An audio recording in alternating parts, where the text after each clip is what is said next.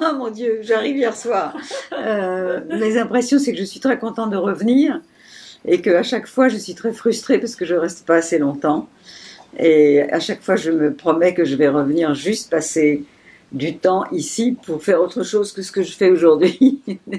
Parce que je connais peu finalement le Japon, parce que je suis toujours en train de venir présenter un film et il faut que j'ai le temps d'aller un petit peu plus profondément dans le pays. Mais ce que je ressens du Japon est quelque chose de très beau.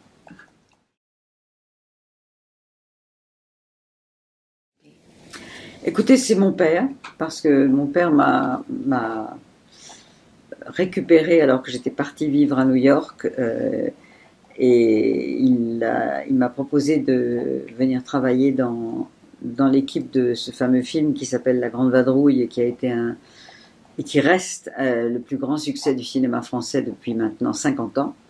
Et donc c'est mon premier film comme co-auteur et ça a été un film initiateur pour moi et j'ai continué ce métier grâce à lui.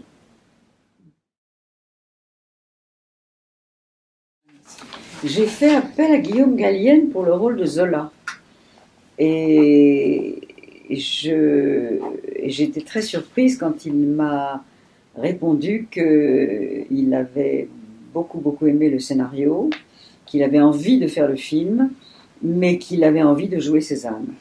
Et ça m'a un peu déstabilisée. Et puis, il m'a dit, mais tu peux hésiter, prendre du temps, et si tu veux, on va faire des lectures et on va voir ce que tu ressens.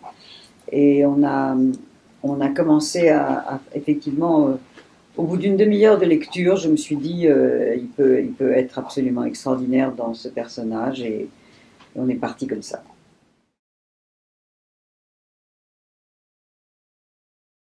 Je sais que le français est une langue très difficile,